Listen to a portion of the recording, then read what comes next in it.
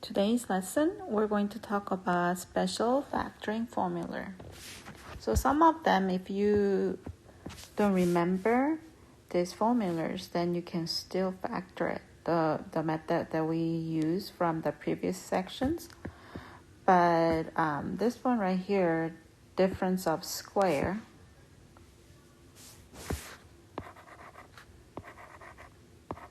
you do need to memorize it in order to factor. And I'm going to look at it from the first one. We call this is perfect square. So if you have first term square in a first term and then a last term square, and in the middle, if you end up getting 2 times first terms times the third terms.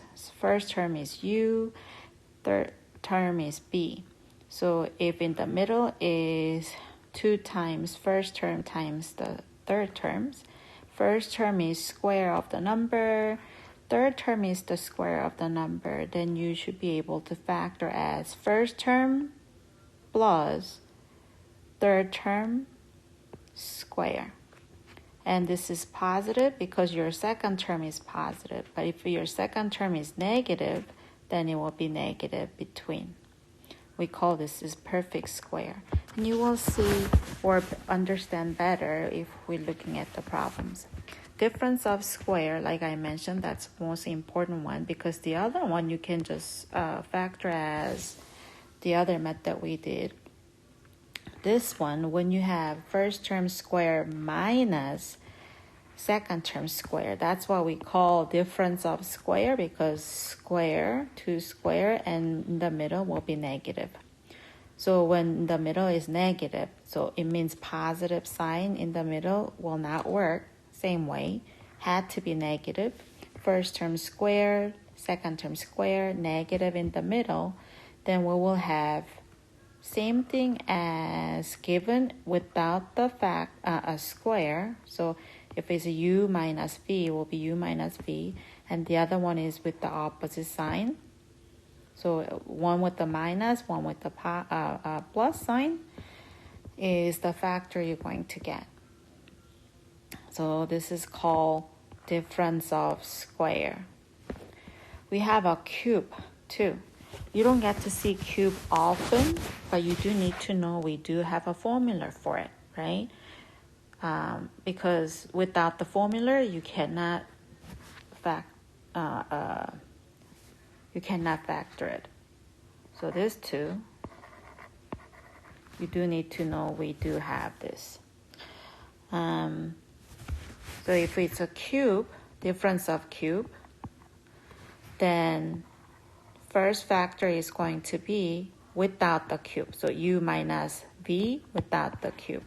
And then second factor will be, well, you're going to think U times what makes it U cube, which is going to be, you need to have 2 more U, right? And then if this is negative, this is going to be positive. If this is positive, the second term from the second factor will be negative. And then first term times the second term. First term sign times the second term plus the third term is always positive. Second term square. Because if you multiply B times V square, you get V cube, right? That's an easy way to memorizing that formulas. So if we're going into actual problems and see if we can factor using this special product. Oops, I went into wrong page. Then we will do this one right here. I know that whenever you have 2 terms, then you're going to try if the given problem is related to difference of square. Because difference of square have 2 terms, right? So 2 terms, always see if you can use difference of square. And this one, 4 is same as 2 square. So long as you can make first term square, second term square, and have negative between, then you can use the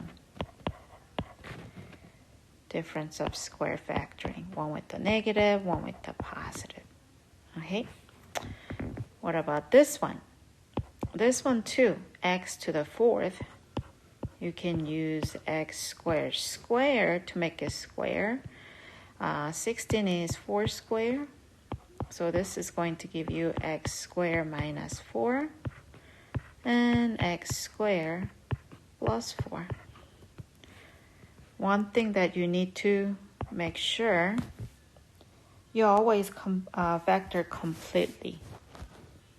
It's a factor completely. So the reason I say that, because if you're looking at this one, this is another one you can make it perfect square, because we know that 4 is 2 square. So then you're going to get x minus 2, x plus 2. And this one you cannot factor any further because this is not a difference, not a subtraction. So just leave it as it is. So that's going to be complete factor of that problem. So then what about this one? So we practice how to use difference of square, but then you also need to remember whenever you have a factoring to do, the first thing you wanted to test out is greatest common factor, so you can reduce the number. So this 2 term, even if it's 2 terms, 3 terms, 4 terms, you're going to check if you have a greatest common factor. So when you're looking at this first term, second terms, look like you have 5 as the common factor. Now you know you can make those 2 factor further because 9 is 3 squared. So this is going to be x minus 3 and x plus 3, right? So always check greatest common factor. And then if you have 2 terms, you can only use difference of square. Otherwise, if you cannot use the difference of square, then you just put prime, right? This one is the cube one. So the cube plus 8 is 2 cube. So don't forget, when you have sum of cube, the first factor will be always also sum without the power times, because the space I'm going to just, well, you know what, I will just write it here. X times x squared makes it x cubed. So then, if this is positive, it have to be negative. First terms times the second term, so it will be 2 times x plus, and second term square, so it will be 2 square, 4. Right? Let me try that again with this number. So this one, let's see if I have a greatest common factor. No greatest common factor. But 27, I can make it 3 cubed, which you can rewrite it as 3x cubed minus 1 cubed. This means you have 3x minus 1 as the first factor. Second factor, 3x times 1 makes it 27x cubed, right? So it will be 9x squared. If this is positive, this is going to be, this is negative, so this is going to be positive. First term, which is 3x, times the second term, 1, is going to be 3x. And then plus 1 squared will be 1.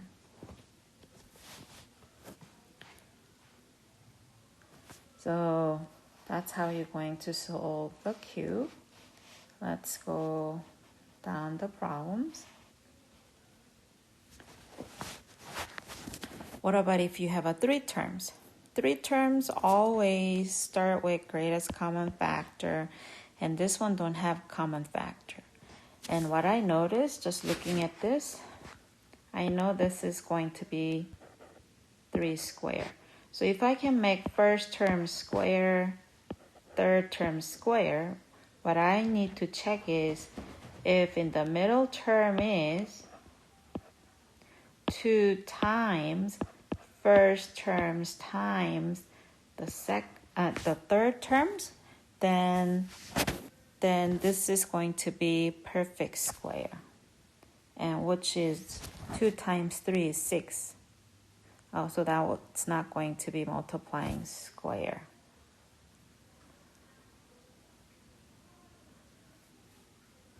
So let me erase that. Yeah, it was just x, right?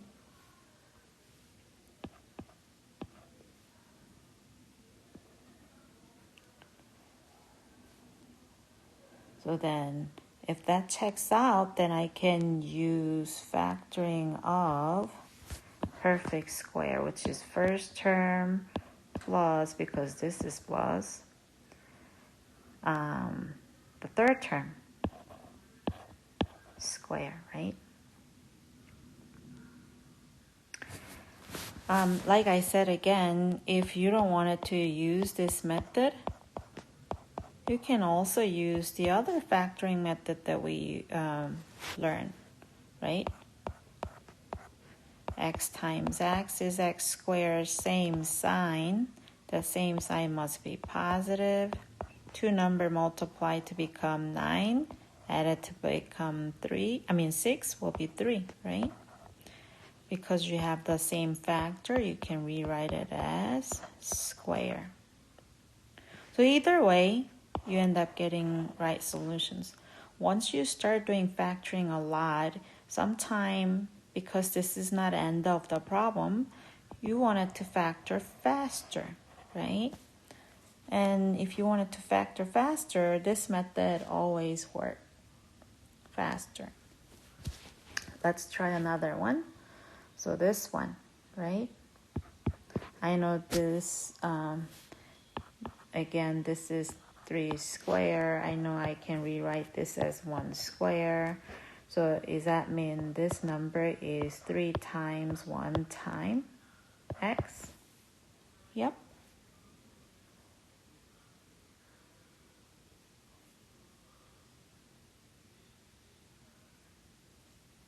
And you also need to multiply, oh, it's not 1, it's 2, right? Which is going to be 6. So in that case, when you factor, it will be first term, and because this is negative, it will be minus third term square. Let's try one more. 25, I know that's 5 square. 9 is 3 square. Thus 3, 2 times first terms times third terms. That's going to be 10 times 3, 30. Yep.